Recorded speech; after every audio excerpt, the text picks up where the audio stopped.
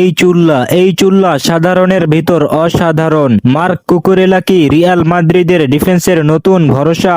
বন্ধুরা, ফুটবলে এমন কিছু খেলোয়াড় আছে যারা খুব বেশি আলোচনায় থাকে না, কিন্তু বড় ম্যাচ এলেই নিজেদের আসল পরিচয় দেয়। মার্ক কুকুরেলা ঠিক তেমনই একজন। বিশ্বকাপ সেমিফাইনালে ফ্রান্সের বিপক্ষে সে শুধু একজন লেফট ব্যাক ছিল না, সে ছিল ডিফেন্সের দেয়াল। কিলিয়ান এমবাপ্পের মতো ভয়ঙ্কর আক্রমণ ভাগকে অনেকটাই নিষ্ক্রিয় রেখে তিনি দেখিয়ে দিয়েছেন বড় ম্যাচে কিভাবে নিজের সেরাটা দিতে হয়। এটা শুধু একদিনের কথা না, 2024 ইউরোতে কুকুরেলা স্পেনের অন্যতম নির্ভরযোগ্য ডিফেন্ডার ছিলেন।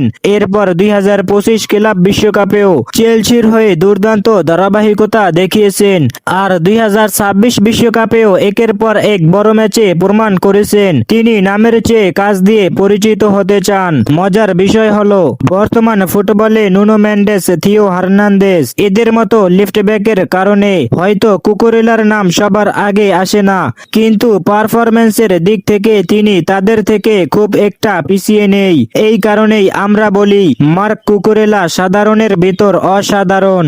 আর তার এই পারফরম্যান্স দেখে রিয়াল মাদ্রিদ ইতিমধ্যেই তাকে 6 বছরের জন্য সাইন করেছে। এখন প্রশ্ন, রিয়াল মাদ্রিদের ডিফেন্সের সমস্যার সমাধান সে কি হতে পারবে?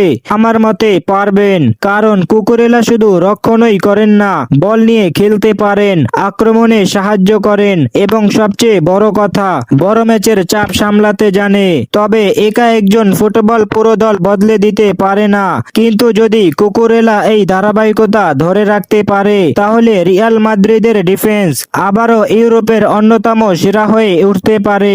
আপনার কি মনে হয়, কুকুরেলা কি রিয়ালের এই খরা কাটিয়ে ডিফেন্সে শক্তি এনে দিবে? মন্তব্যটি কমেন্টে জানিয়ে দিন।